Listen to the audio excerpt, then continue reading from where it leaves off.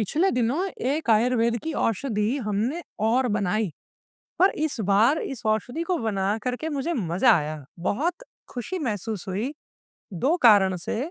एक तो जैसे जैसे हम एक ऐसी ऐसी औषधियों को बनाते जा रहे हैं आनंदम आयुर्वेद के द्वारा, जो कि पहले से उपलब्ध नहीं है, जिनका अभाव है और जिनकी आज के युग में डिमांड है और उनका होना ज़रूरी है।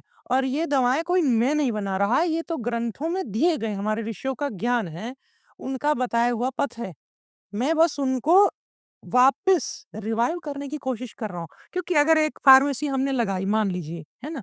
और बहुत सारी फार्मेसी और भी काम कर रही हैं, वो भी चंद्र बना रही हैं, वो भी अच्छे-अच्छे उत्पाद बना रही हैं। मैं भी उनकी कॉपी कर लूँ या मैं भी उन्हीं की तरह सेम पहले वहीं से शुरू हो जाऊँ, तो मुझे इससे में इतना रुचि नहीं लगी। मेरे अंदर की जो कॉन्शियस होती है ना इंसान की, वो उसने अलाउ नहीं करा ये काम करने को।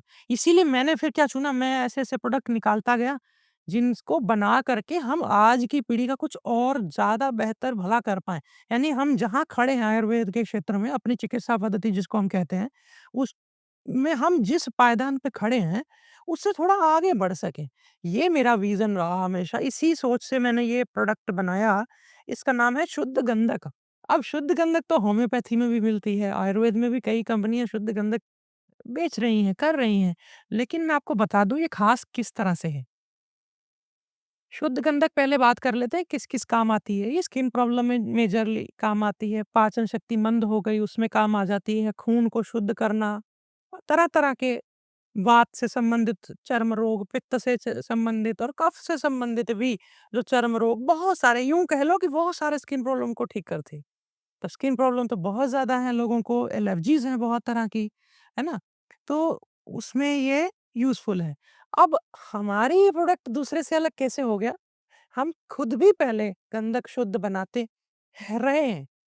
सामान्य जैसे बाकी फार्मेसियाँ बनाती हैं, गंधक लिया, सल्फर लिया, जो वही जो मुख्यतः उपलब्ध होता है पीले वाला, उसको फिर थोड़ा-सा देसी घी में गरम किया, वो पिघला, पकड़ा उसको, निकाल के उसको दूध में डाल दिया। कच्चे दूध में आधा दूध, आधा पानी रहता है। तो वो ठंडा होके जम सा जाता है। वो क्रिस्टल शुद्ध हो गई जी गंधक, खाने लायक हो गई। पहले गंधक को आप आग लगाएँगे तो बारूद की तरह फटती है। अब जब शुद्ध कर ली वो गंधक, फिर वो उसको जितनी मर्ज़ी आग लगाओ, जल्दी वो आग नहीं पकड़ेगी। ठीक है? अब ये आपने मापदंड रख लिया कि ये खाने लायक है। तो ज़्यादातर फार्मेसियाँ क्या होता है कि वो एक बार शुद्ध करती हैं और इसी तरह सारी मार्केट में बिकती, जो कि गलत नहीं है। लेकिन हमारे ऋषियों ने कहा कि इसको आप ऐसा 7 बार करिए। 7 बार लीजिए उसको, उसी गंधक को वापस फिर घी में डालिए, गरम करिए, फिर वापस दूध में डालिए। नया होना चाहिए हर बार घी, हर बार नया होना चाहिए दूध, क्योंकि वो पहले वाला ज़हरीला हो जाता है। गंधक खाने लायक थोड़ी होती, पहले ज़हरीली होती है। उसको शुद्ध किया जाता है। और जितनी शुद्धता करने का विधि आयुर्वेद में सटीक और सुंदर है, उतनी आप, मैं किसी पैथी का नाम लिए बिना बोलूँ, अलग-अलग पैथी में यूज़ तो होती है, लेकिन उतनी उम, मज़ेदार नहीं होती है। तो इसमें हमने ये 7 बार शुद्ध करी। इसको 7 बार शुद्ध करने से हुआ ये कि जो रोगी पहले गंधक खा रहे थे, पिंपल्स के लिए, पिगमेंटेशन के लिए और छोटे-मोटे जैसे स्किन प्रॉब्लम हो जाते हैं, फोड़े, फुंसियाँ और थोड़ा बहुत एक्ज़ीमा, सोराइसिस, महीने-महीने, 2-2 महीने से भी खा रहे थे, थोड़ा फ़र्क पड़ रहा था पिंपल्स में, थोड़ा बहुत चीज़ों में आराम आ रहा था। जिस चीज़ को महीना लगा ठीक होने में, वो कहेगा चलो ठीक है, ऐसे ही दवाइयाँ काम करती हैं आयुर्वेद की, धीरे-धीरे खा लेता हूँ।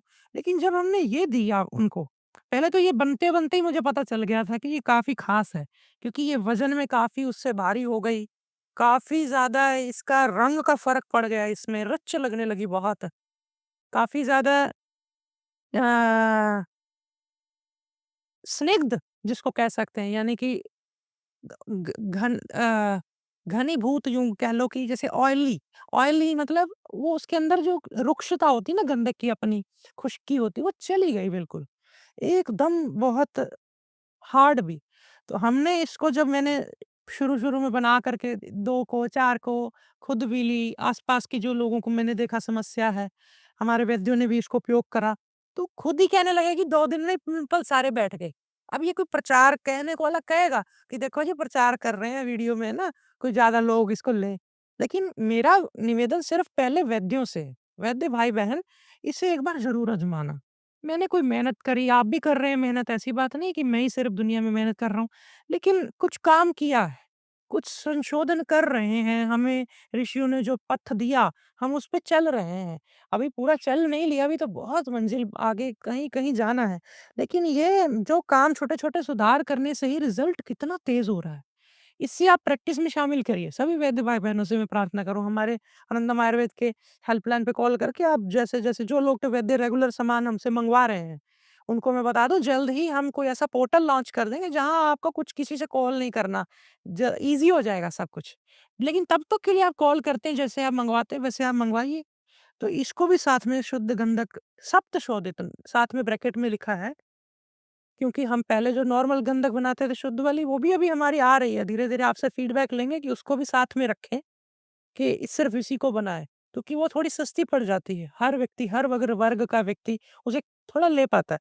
वो अगर 100 डेढ़ ₹100 की इतनी सारी आ रही है, तो ये 2 250 में थोड़ी-सी इतनी-सी आ रही है, क्योंकि मैंने इसमें घी भी बिलोना उपयोग करा, फिर उसमें दूध भी गायों का, देसी गायों का उपयोग करा। शौक है कि चलो अच्छी चीज़ बने, तो उससे चीज़ों की 7 टाइम्स उसको प्यूरीफाई करा, कॉस्ट बढ़ती है।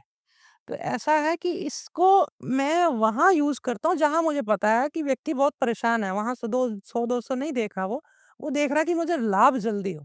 तो मेरा ये शुरू से ही शौक रहा है कि ऐसी औषधियाँ बनाऊँ कि जो पैसे के मामले में मेरे को कोई महँगी दवाइयाँ बनाना है, ऐसा मेरा मकसद नहीं। लेकिन मुझे सस्ती रखने के चक्कर में मैं लाभ से समझौता कर बैठूँ, मेरे अंदर ये है ही नहीं। तो मैं चाहता हूँ कि आप एक बार उपयोग करें सभी वैद्य भाई-बहन और फिर मुझे बताएँ। लेनी उतनी ही मात्रा में होती है, 1/4 चम्मच से भी थोड़ा चाहे कम चल जाएगी। दिन में 1 बार रात को भी चल जाएगी। जैसे आम गंधक के साथ लिखा जाता है, अम्लसार गंधक को शुद्ध करके जब देते हैं, बोलते हैं कि इसको दूध से दिया जाए तो ज़्यादा लाभकारी होती है, क्योंकि गंधक खुश्क होती है ना। तो मैंने देखा है इसको पानी से भी दे रहे हैं, तो भी उतना ही लाभ कर रही है जितना दूध से देने पे करती। उससे भी ज़्यादा, क्योंकि ये खुद ही इतनी स्निग्ध है। इतनी घृत में इतनी बार इसको बार-बार झोंका गया है, 7 बार जैसे ऋषि बोलते हैं कि इसको 7 बार शुद्ध करो। तो ये चीज़ आपको बड़ी हेल्पफुल रहेगी, आपकी इन्वेंटरी में इसको शामिल करें। शुद्ध गंधक सप्त शोधित आनंदम आयुर्वेद की हमारे, आप इसको ज़ेम्बू से भी ले सकते हैं, हमारी मार्केट प्लेस जो है और स्वदेशी वाली, या फिर आप इसको हमारे चिकित्सालयों से भी प्राप्त कर सकते हैं। ये आप सब वैद्य भाई-बहनों को मेरी भेंट, सभी रोगियों को भी।